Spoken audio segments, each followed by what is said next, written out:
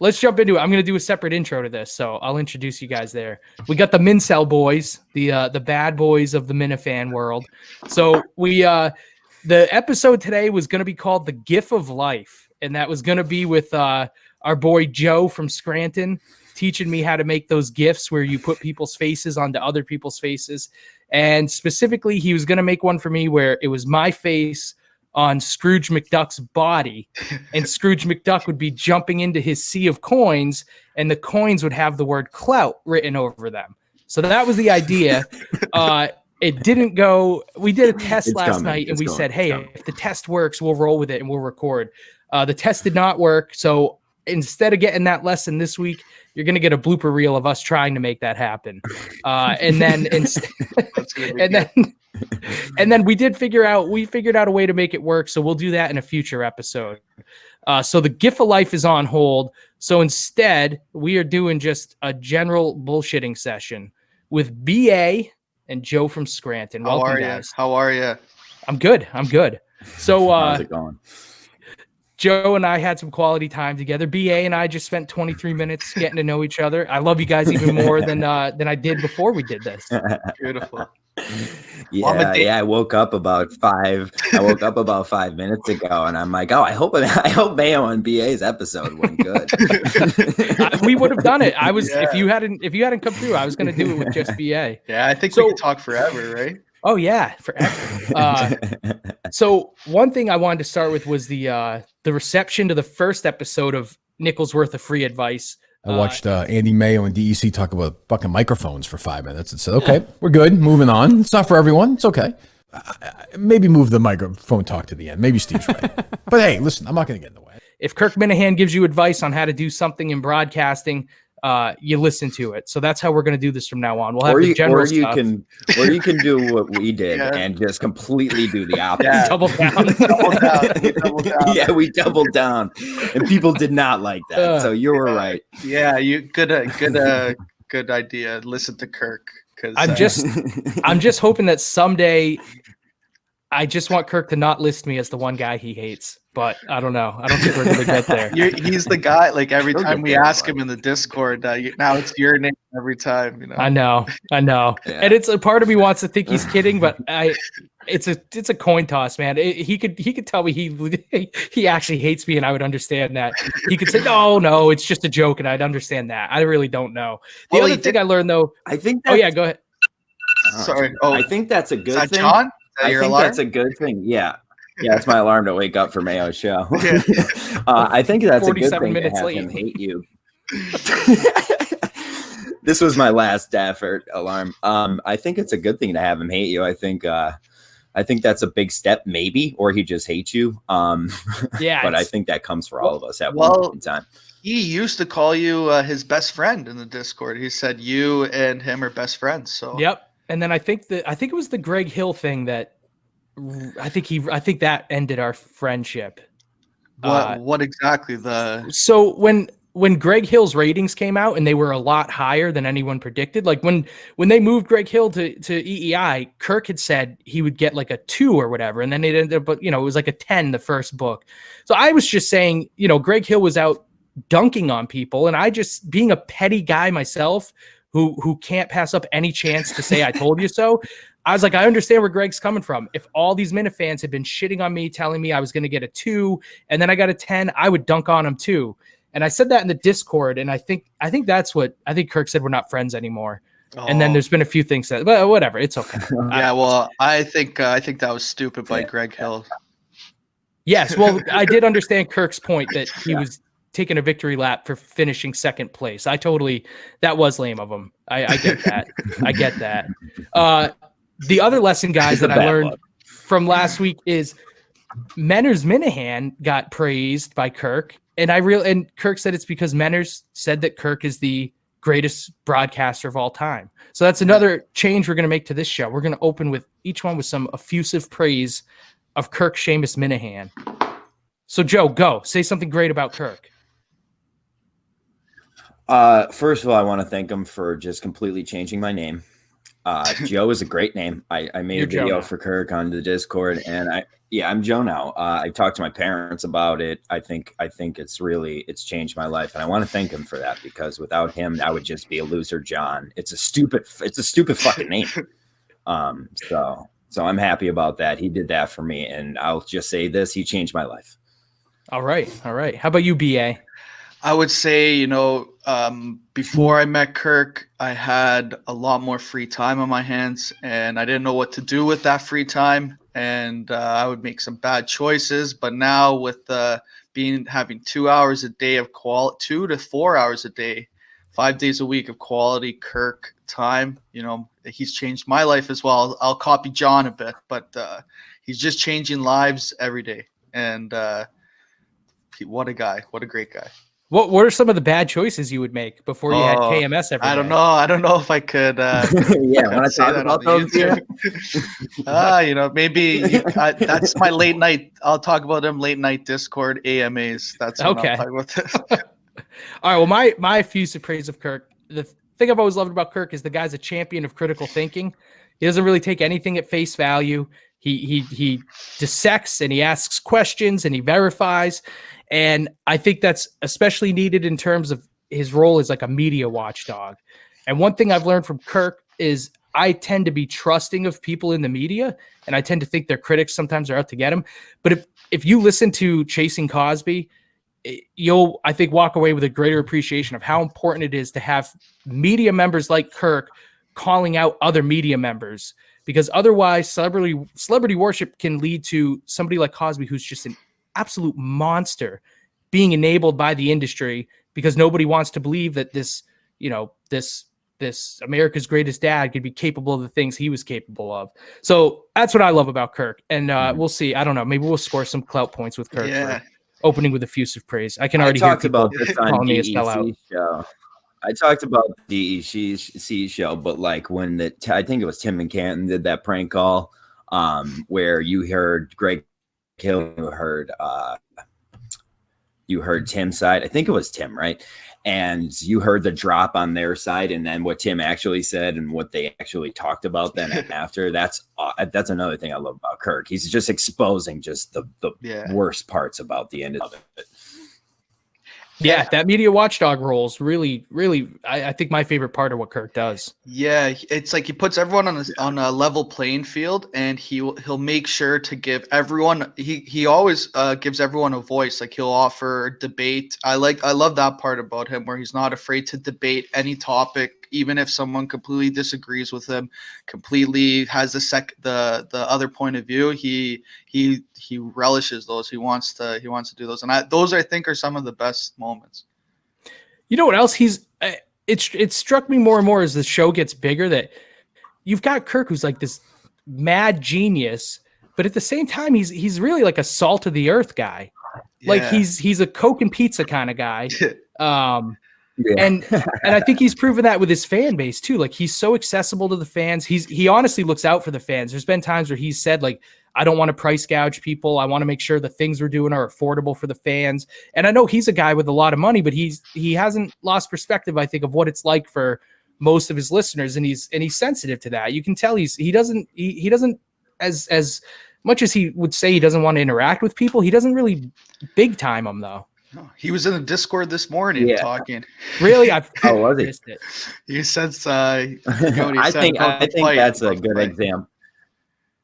I think that's a good example, of just when you see like Steve Robinson trying to make some extra money, and having people come into the office and he's like, "What are we gonna charge people? Look at this. This is what are we gonna charge people?" And it doesn't even like make sense to him. It's like he's just a humble guy, I think, and he's out there for the fans. John, you're not a morning person, eh? You're not a morning guy. No, oh god, I can't believe he just woke up. I woke up at like 9:30. I woke up and that was hasn't gone to sleep yet. No, I got a few hours. I had a crazy week. All right, guys. So let's do the. I don't want to get too deep into coronavirus. I kind of stepped in it on Twitter. I just don't want to get too deep into it, other than to say 2 weeks ago, Here's some nickels worth of free advice for everybody. 2 weeks ago, the CDC said, get ready for a couple weeks at home if you need to. So I went to BJ's a couple weeks ago and I got ready. So look at the size of this can of green beans. I'm putting it up next to my enormous head. So coronavirus, bring it on. I'm ready. I'm ready. Look at this thing. You might have to be a green bean. I got 5 or 6 of these giant guys. It's humongous. My mom was saying, like, have you seen the movie Jingle All the Way with Arnold Schwarzenegger, where he's trying to get that toy doll, Yes. That's what she said. She's like, getting toilet paper in the stores was like, she felt like she was in the movie Jingle All the Way. Everyone's running just to get them. They're fighting, and it's crazy. It's like, the way I see it, if you're quarantined, why do you need toilet paper for? You have a shower right there, right? So yeah. That's the last thing. Like, that's the last thing you would need. If like it's a serious quarantine, like get food, get other stuff. That's just my nickels worth of free advice. Joe, are you quarantined? I've been trying to self-quarantine myself. Just because I have nothing to do. It's not like I had something to do. The parade was this weekend in Scranton and that got canceled. So I've literally just been sitting on my ass making gifts for 3 fucking days now. Making my Scrooge McDuck. So I mean, yeah, I had to submit it. I had to do it. It's a lot of back paperwork, and we'll get into that in the blooper reel. You'll see. Yeah. I can't wait at all. So BA, I sent you a DM. So I can open it now. Yeah, I don't know if it quite counts as advice, but I'm kind of worked up about coronavirus. So there were some phrases that I just wanted you to read to me to calm me down in your. So I got to read this whole thing. Canadian tones. Okay, so you want me to talk like in a Canadian accent? Just say it. Just say it the way you would read it. Don't do anything special. Just read it. Just be you, buddy. Just be you. Talk normally. Okay. Just be you. Okay. Don't worry about coronavirus, Andy. Even if it kills both of your parents, at least they lived long enough to see their grown son become a husband and a father and take priceless time away from his family to create a YouTube show about some podcast guy. Yeah, that's true. Okay. You know what? I wish my parents did that. Yeah. Okay. And don't worry if coronavirus kills you, Andy. You'll be in a better place where Jerry Callahan can't bore you anymore. Ooh, nice. Ooh, BA, thank you, man. I feel a lot anytime. better. I was getting really worked up, but that was a tough one. You threw in a couple big words in there, man. Yeah. Those of you know it's completely illiterate. I'm so proud of him. Right? All right. Hey, BA, I got one more request from you. Oh, okay. Okay. I need silence from Joe in Scranton, and I'll be silent too. BA, I want you to give me just a couple, just go beep, beep. Just give me like 3 or 4 beeps, okay? Okay. All right, go. Beep, beep, beep, beep. Okay, beep. Great. So from now on, if somebody says beep on this show, that's the drop I'm going to put over it. BA is going to be the beep. I like that. Wow, I'm honored. Because I don't know if I don't think I shared this with you guys before. Who was on my? DC and Ned Snark. I gave them some ground rules for the show, and I said, Jesus, he's so big time now. He doesn't even remember his show. One show ago. I know. It was a good show, though. That was my one rule. I just said, don't say like the microphone part. But yeah, well, I mean, that's the thing with the.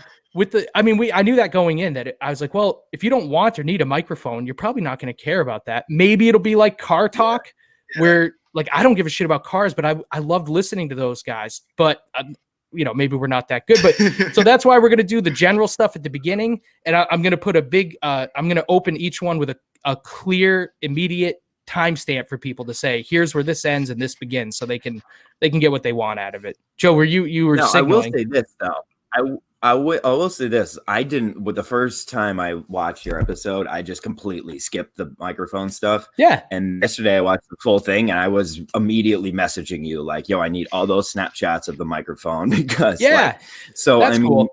It was actually fun to look through. Yeah. Okay. I listened to the microphone part too. It wasn't too bad at all. You guys are all pretty funny guys. I just like to bust the chops a bit. Yeah, but I mean, I appreciate your busted chops. But if someone said to me the microphone talk was boring, I would say course. Oh, okay. If they said I'm really interested in that topic and it was boring, that would be I'd be more concerned about that feedback. But I'll say, it's not going to be for everybody. I'll say this: it's a running joke in the Discord now, because we've been going in voice chat a bit, and they'll be like, "Okay, we're talking microphone. Let's go." We're gaying off with Jay. Gaying off with Jay talking microphones. So that was you. That's what. Now I don't like the voice chat because I can't. When I search for the term mayo, I don't get any results if it's all in voice chat. Oh yeah, you can't. Oh yeah. So there's been a lot said. There's been a lot said. That's definitely all you do is go into Discord, search your name, see if anyone talked about you. Yes, I do. I've always been very upfront about that. I search for mayo and then I search for tags with my name. I always search for Kirk's name. I read everything Kirk had to say. The other day I searched microphone to see how many people called it. Yeah, that's the one thing I love about. It's funny because I don't know if you guys. Now I will have to, like, in the beginning I would search John, and now I have 2 search results, John and Joe. I've never the nickel's worth of advice I wanted to ask from you guys is this. So I don't know if you watched Mike and the Minifans last night, but there's a legitimately heated exchange between Dee Dee and Lauren Lynn, and Dee Dee left the show, exited herself. So I've noticed with you guys are at the center of a shitstorm over the bracket, and I'm sure people were giving you a lot of crap. You guys don't seem to engage. I've never seen you guys get to that level where you're no longer just kind of busting balls, where you're actually having a very heated exchange with people. So what's the secret? How do you guys, and like BA, you're not searching your name in Discord to see who said what about you. So give me some advice on how do you get the rabbit ears down? I think our immediate reaction to it. So you have to think of how the bracket went down. So the bracket was promoted on a Friday. The buzz about it all weekend long was huge between everybody. Now, I mean, old guard, new guard, whatever you want to call it, but everybody loved. It was supposed to premiere on an episode that took 17 hours to drop. It almost worked out better. When it dropped, way. It kind of it's like a barstool difference kind of thing. So we released the bracket at 9. By 9:05, we have over 200 interactions on Twitter of people just shitting on it. So maybe 6 or 7 people oh, great idea. Still, nope. Everyone we thought we loved, turned on us immediately. So how do you knock them down the rabbit hole? But it was odd. So for me, that I feel like that was awesome because I was texting John, being like, "This is amazing. This is exactly what we want." Because it's we just want people talking about it, having fun, and then not to get too heated about it, because that's the point of a bracket. Everyone's gonna debate it. Everyone has their own opinions. It's not gonna be liked by anyone. If someone likes it, but I've been hearing a lot of people say it's the perfect bracket. So that's what I heard. It's been said. It's funny now. I actually have seen people say that since I've been saying it over and over. That's become a phrase. That's become a phrase in the world now. I've been hearing it's been called the perfect anything.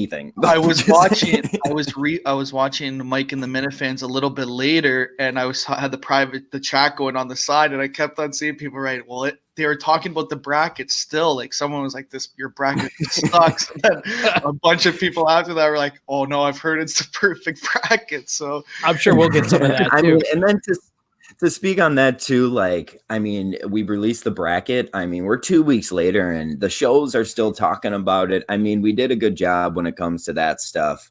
I think you just got to take everything. All bad press is good press. It is whatever. You don't like the bracket, don't like the bracket. It's cool with us. We made it. We're having a lot of fun. It kind of boosted our show at the beginning because people know who the hell we are now. So maybe it's because they hated our bracket, but guess what? We're here now. So what about guys? What about the more personal stuff where people said you lied to the show about what your show would be about? So not so much just criticizing the bracket, but the stuff that questions your character and your honesty. That stuff doesn't bug you?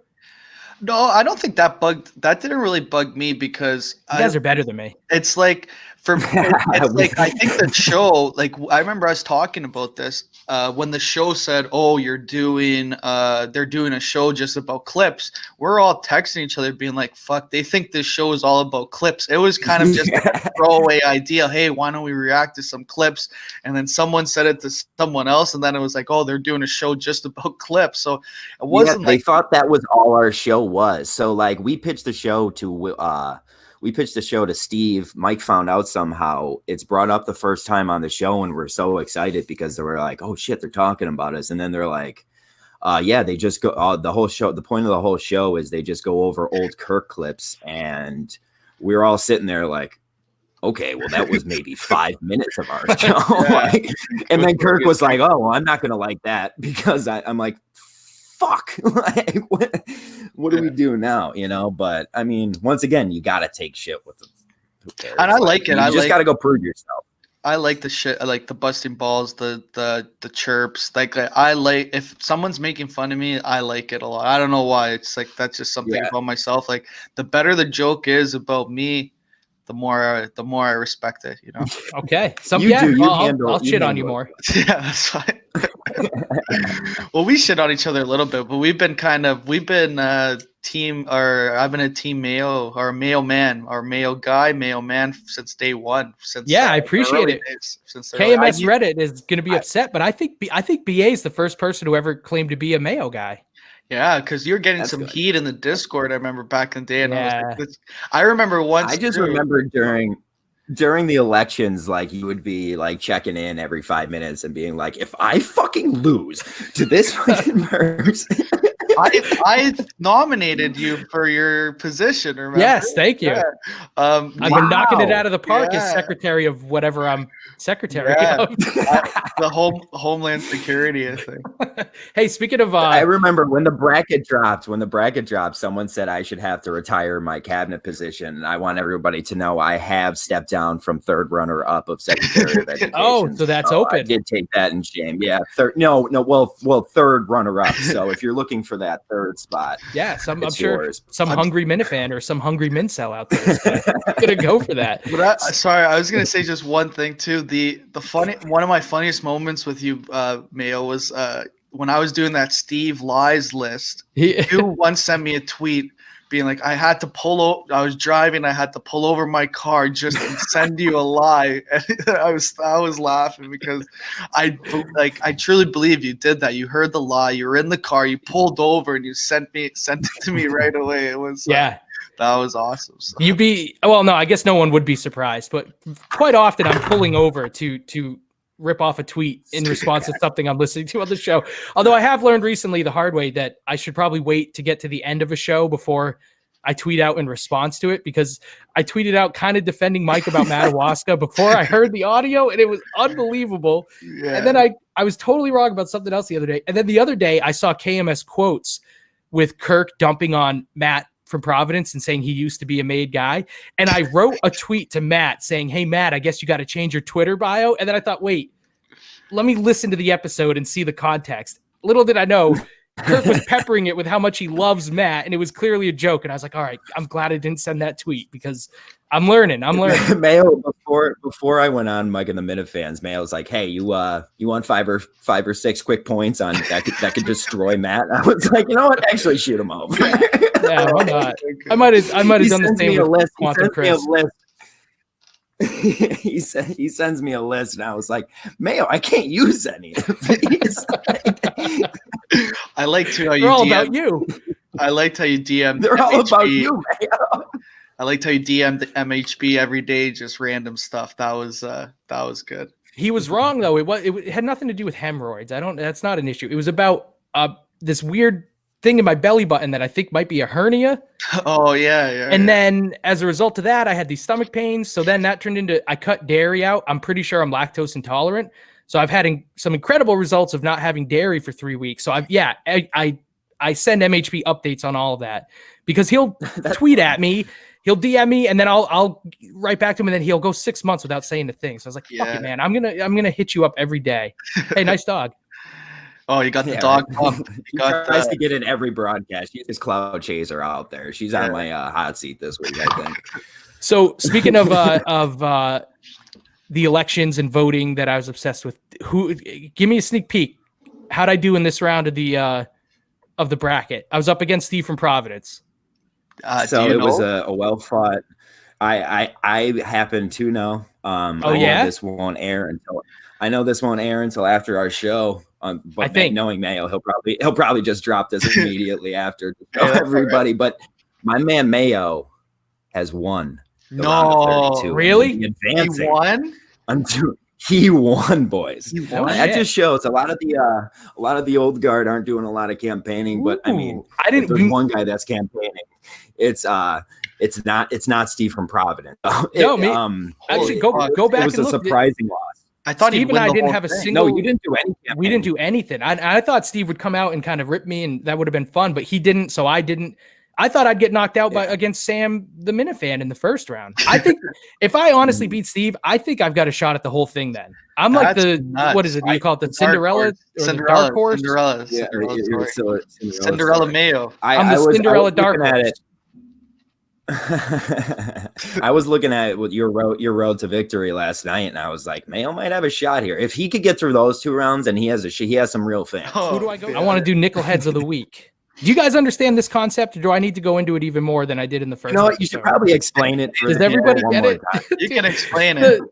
When I doubled down on it, it started explaining it even more. I don't know if you noticed. DEC just under his breath is like, I get it. And it was that was I think my favorite part. I get it. Yeah.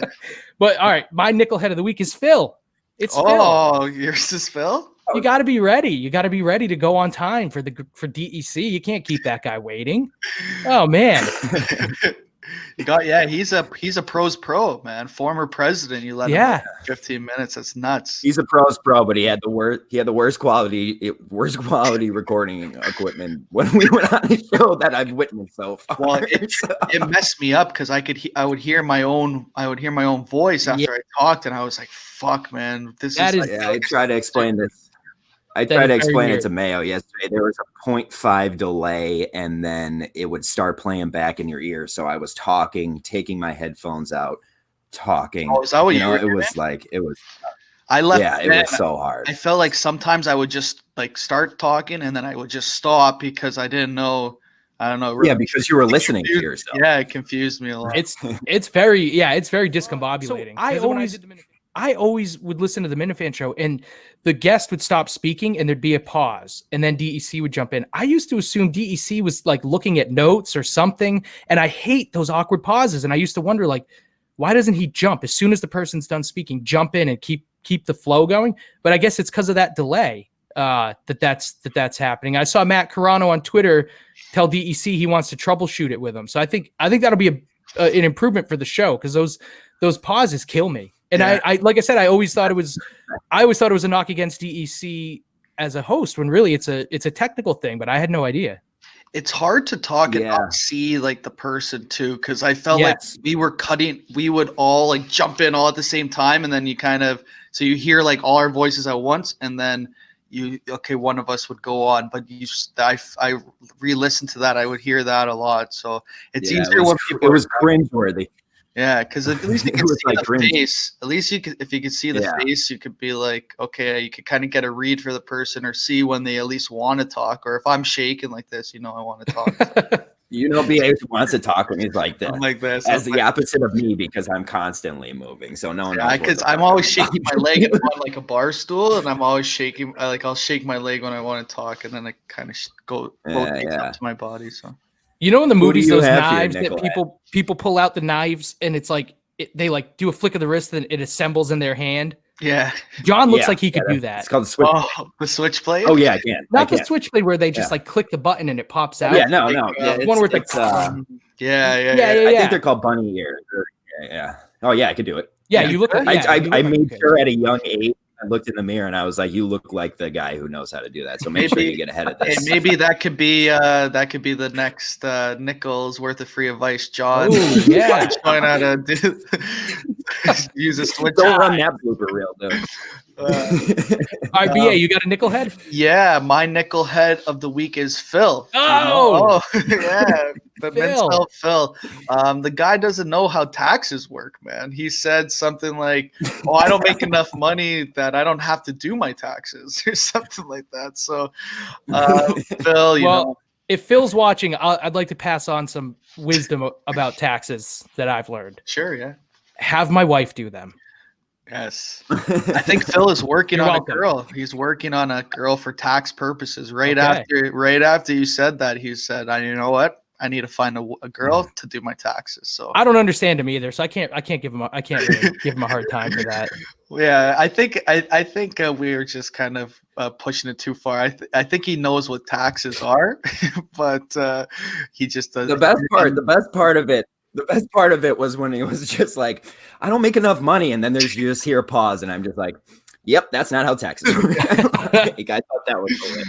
Yeah, that was funny. How about you, Joe? You got a nickel head? I mean, well, mine was Phil. Wow. My man was trying to go after. I don't know if you watched our second episode, but we had a guy named Brad on there. Phil thought he was chasing it. Phil thought he was chasing some tail in Brad's cousin, and boom, was it dude? Brad. Brad. It was Brad. Oh my Wait, God. did Brad catfished Phil? He catfished. Yeah. Wow. Phil was so excited, man. He was like, she's a cheerleader in the SEC. Oh no. Poor guy. That's a new wrinkle in the KMS universe. I don't know of any other instance of catfishing. Wow. So before I let you guys go, this isn't so much advice I need from you. But I'm just gonna come right out and ask it. Can I please hang out with you guys at the Wilbur? Of course. I don't have any friends. Can I please just like tag along, and I won't say much. I'll just buy beer. Just let me. Can I hang out with you guys, please? Yeah, we're gonna. Well, yeah, dude. For sure. All right, good. And, what ticket do you have a show to? What ticket do I have a show to? Yeah. Do you have it to both shows? Try both shows. Yeah. Oh, yeah. I have the first one. I need to get it. I need to get one to the second one because I only have the first one. I have the first one. I need one to the second one too. Actually, I have. Maybe I'll call up obviously or Didi and see if they're getting rid of their tickets now. Oh, maybe. I know. I feel bad about that. I hope they come back. I hope. Yeah. I love those two, dude. I really they were gonna be my nickel's worth of advice really after Phil. Like I really hope they come back because obviously he was one of my favorite characters in our world. He's like just a really nice dude. Yeah. He was all. I mean, their episode on the Minifan show was great. And I almost just said grand. Like it was grand. It was grand. It was grand. When you're on a mic, when you're on a mic, it fucks with your head. You start saying shit you never said before. It's like you saying peace. Yeah. It's like I know. I was gonna say peace. Okay, yeah, but no, those two were awesome. Like I really and like I like Lauren Lynn. It's just like I really hope that doesn't mean we lose those two because they were awesome characters. Maybe if they just need to take a step back for a little bit, that's completely understandable. Yeah.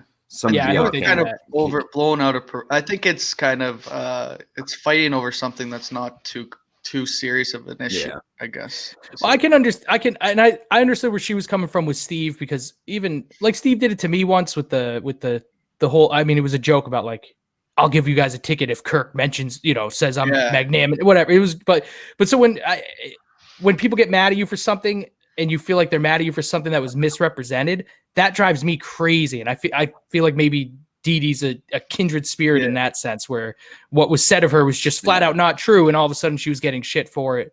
I think Steve and them need to be a little more careful. Like if they're gonna trash fans, like make sure you actually have the full context. Well, Steve called me a 14-year-old Canadian kid with a retainer first, like for a long time. So, but I thought it was funny. So, but.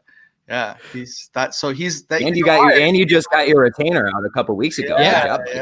Your teeth are nice and straight. I have a permanent retainer actually at the top and bottom. So he was right about that. But I don't think it like with the wires. But I don't think that makes a difference of that makes a difference. But he's a liar. Steve's a liar. Like, he's a proven liar. Like, he's a liar. So it's like whatever he says, you can't take too seriously. And plus, he's on the show too. So if you're on a show, he's gonna be saying something. He's gonna be fluffing stuff up or trying to cause stuff. So whatever he says on the show, you shouldn't be taking in too personally, I would say. Yeah, that's true, BA. You're right. If you're gonna do these shows, you kind of have to.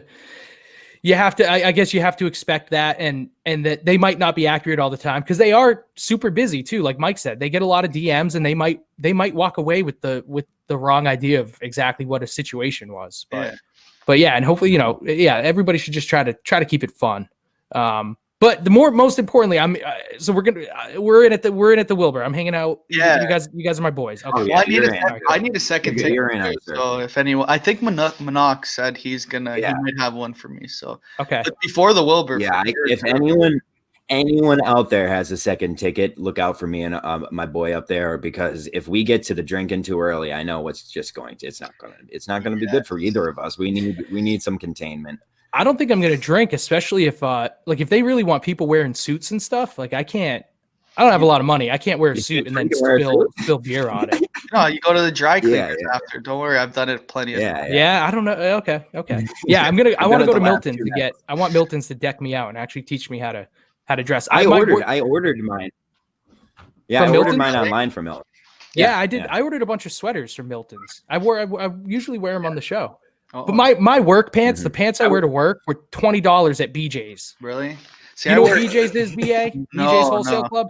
No. It's like what do you call it? I don't know. They sell it's the kind of place that sells a can of green beans this size. Okay. They sell giant things, and I buy my work pants there. So I really need to step up and maybe buy my work pants from somewhere that doesn't also sell. It's like a poor man's Costco. Yes. Yeah. Yes. Yes, exactly that. I wear a suit every day, so. Really? BA, wear a suit. So next time you come on my show, wear a suit. Should I? No. Yeah. This is my suit. Okay, next time I'll wear a suit. I want to see that. BA does the thing where he wears the same clothes every time, so no one could take him out of context. He'll know exactly. I noticed. Yeah, earlier he's like, "Oh wait, I got to get my coat." He calls it his uniform. My uniform. Put on my uniform. This is the BA uniform. All right, guys. Thanks for doing this. No problem. Thanks for having me. Thank you. Yep. Stay in school. Peace. Peace.